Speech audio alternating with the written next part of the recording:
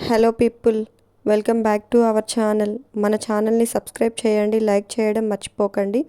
ఇంకా మీలో ఎవరైనా సబ్స్క్రైబ్ చేయకుండా చూస్తున్నట్లయితే ఖచ్చితంగా సబ్స్క్రైబ్ చేయండి. ఈరోజు టాపిక్లోకి వెళ్ళిపోదాం. ఇంకా లేదు అమ్మమ్మ, ఇప్పుడు ఎండబెడతాను అని చెప్పింది శక్తి. ఇంకిప్పుడేం ఎండుతాయిలే, పొద్దున్నే పెడితే ఈ పాటికి ఆరిపోయేవి అని అంది శకుంతల. సరే, రేపొద్దున్నే 8 పెడతాను అమ్మమ్మ అని చెప్పింది శక్తి.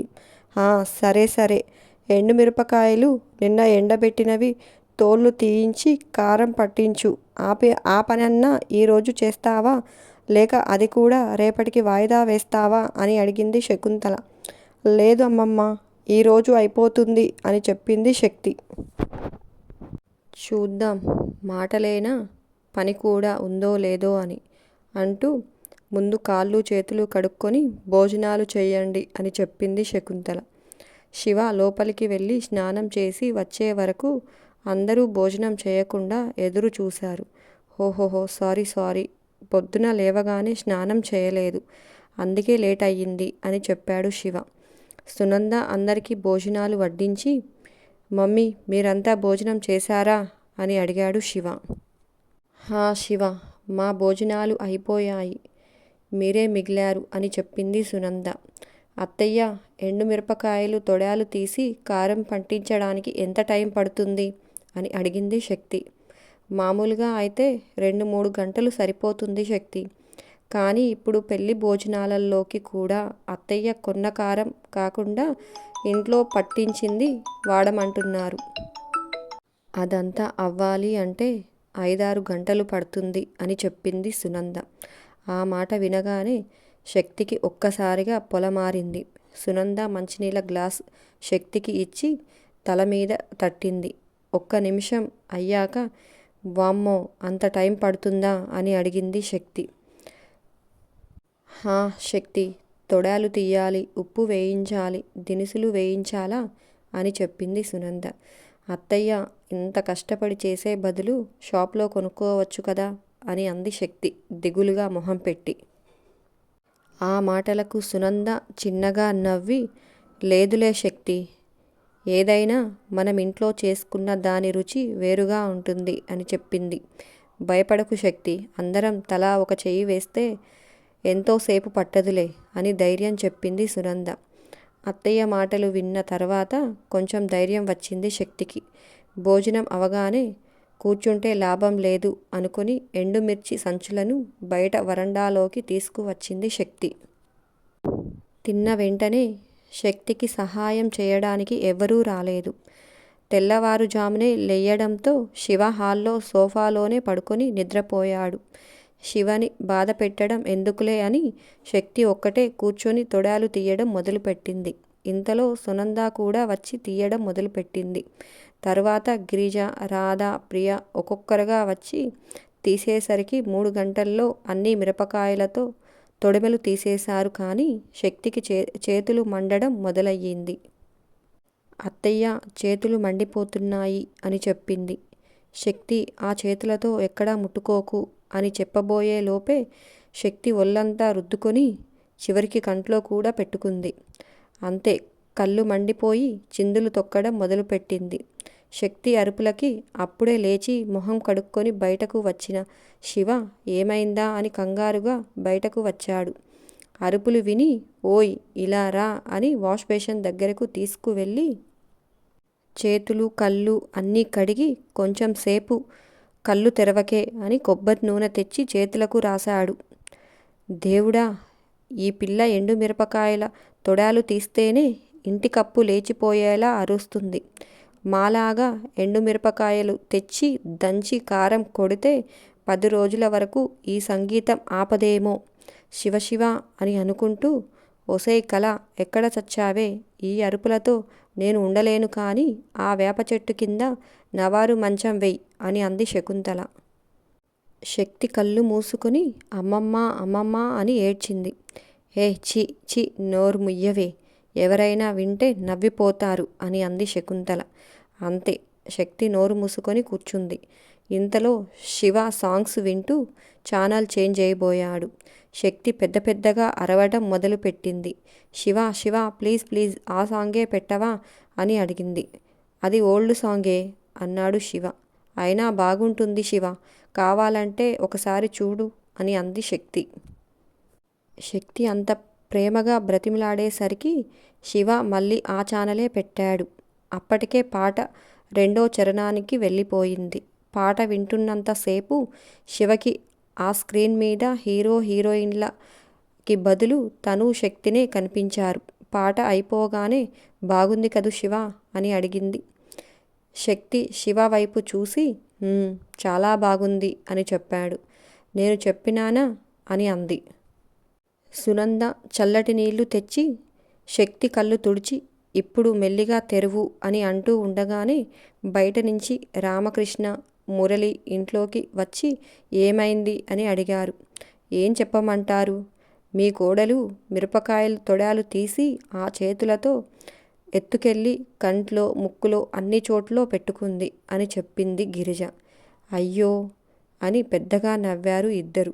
శక్తి మెల్లిగా కళ్ళు తెరిచి చూసింది. కొంచెం మండుతూ ఉంది కానీ ముందు కన్నా కొంచెం పర్వాలేదు అనిపించింది.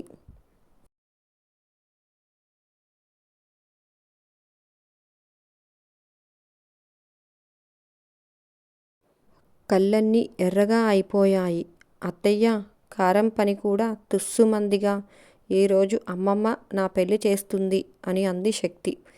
పెళ్ళికి నేను రెడీ అన్నాడు శివ కళ్ళెగరేస్తూ. ఆ పెళ్ళి కాదు మగాడా, ఈ పెళ్ళి అని చీపురు కట్టని చూపించింది శక్తి. ఆ పెళ్ళైతే నువ్వే చేసుకో అన్నాడు శివ.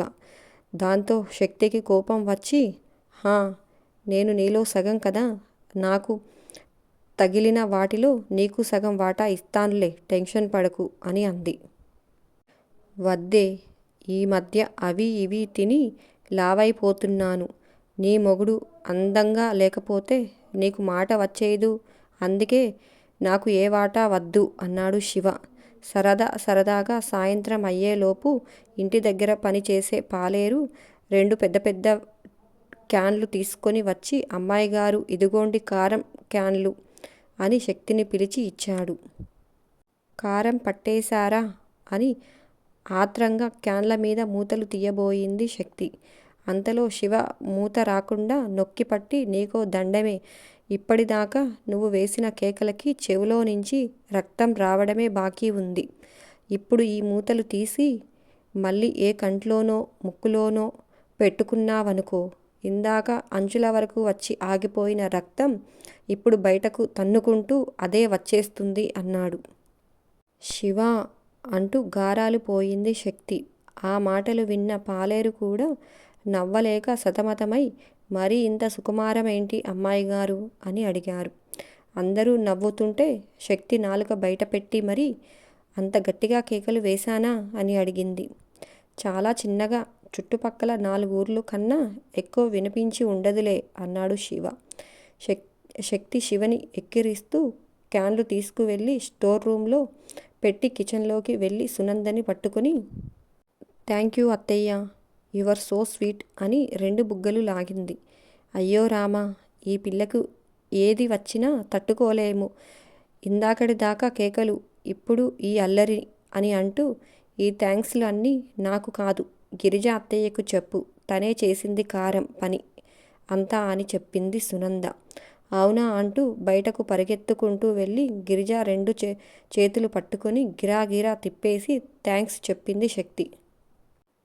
తిప్పిన తిప్పుడికి భూమంతా గుండ్రంగా తిరుగుతున్నట్లు అనిపించింది. దేవుడా, ఈ పిల్ల పెళ్ళి అవ్వకముందే నన్ను పైకి పంపించేలాగా ఉందిగా అని తల తిరుగుతుంటే గట్టిగా పట్టుకుంది గిరిజ. చీచీ, అవేం పాడు మాటలు అత్తయ్య, మీరు నిండు నూరేళ్లు బ్రతుకుతారు అని అంది శక్తి. సరే అత్తయ్య, ఈసారి తిప్పన్లే అని అంది శక్తి. మరుసటి రోజు ఉదయం 8 గంటలకే పసుపు కొమ్ములు ఆరబెట్టి ఎండిన తరువాత కొన్ని కొమ్ములు ఇంట్లోకి తీసి మిగిలినవి పసుపు పట్టించడానికి సంచిలోకి ఎత్తేలోపు కావాలని అక్కడికి వచ్చి అటూ ఇటూ తిరిగి మంచినీళ్ళు తాగుతున్నట్లుగా బాటిల్ మూత ఓపెన్ చేసి కావాలని అందులో బాటిల్ వదిలేసింది సుహానా.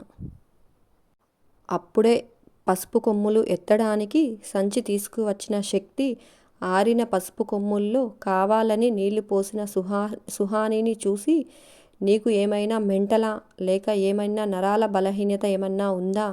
ఎందుకంటే ఒకటి నీకు పిచ్చి పట్టి కావాలనన్నా పోసి ఉండాలి, లేకపోతే బాటిల్ మోసే అంత ఓపిక లేదంటే అదేదో బలహీనత అయ్యైనా ఉండాలి. ఎందుకైనా మంచిది ఒకసారి హాస్పిటల్కి పోయి చెక్ చేయించుకోవే. ఎందుకంటే నార్మల్గా ఉండే మనుషులు ఇలాంటి పిచ్చి పిచ్చి వేషాలు వెయ్యరు. అది పసుపు అలాంటి పవిత్రమైన వస్తువుల మీద అస్సలు చెయ్యరు అని అంది శక్తి. ఆ మాటలకి సుహానా పచ్చకామెర్ల వాళ్ళకి లోకమంతా పచ్చగానే కనిపిస్తుంది అంట. నీ బ్రెయిన్ అంతకన్నా ఎక్కువ ఏం ఆలోచిస్తుందిలే. నేనేం బాటిల్ కావాలని పడేయలేదు, చేజారి పడిపోయింది అంతే. ఏ నువ్వు ఎప్పుడు పొరపాటున ఏది పడేయలేదా అని అడిగింది సుహానా. మిట్ట మధ్యాహ్నం నీకు టెర్రస్ మీద మూన్వాక్ ఏంటే? పైగా పొరపాటు గ్రహపాటు అంటూ పిచ్చి పిచ్చి మాటలు మాట్లాడుతున్నావు. పేడతట్ట మొహం దానా, ఇవి సాయంత్రంలోపు ఎండకపోవాలి, నిన్ను వంగదీసి గుద్దుతాను. ఏహే అటు 2 విసుర్లు విసిరింది శక్తి.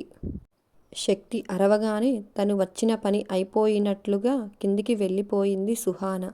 శక్తి మనసులో పిచ్చి పిచ్చిగా తిట్టుకుంటూ శుభ్రంగా ఎండిపోయిన వాటిని మళ్ళీ దీని మూలాన పనంతా ఆలస్యమవుతుంది.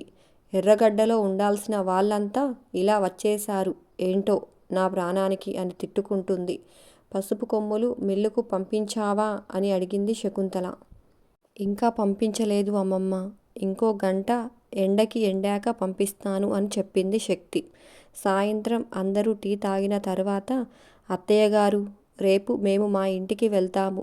అక్కడ ఇప్పటి నుంచి ఉంటేనే కదా బంధువులు వచ్చేటప్పటికి చిన్న చిన్న పనులు ఏమన్నా చెయ్యొచ్చు అన్నాడు సుధాకర్.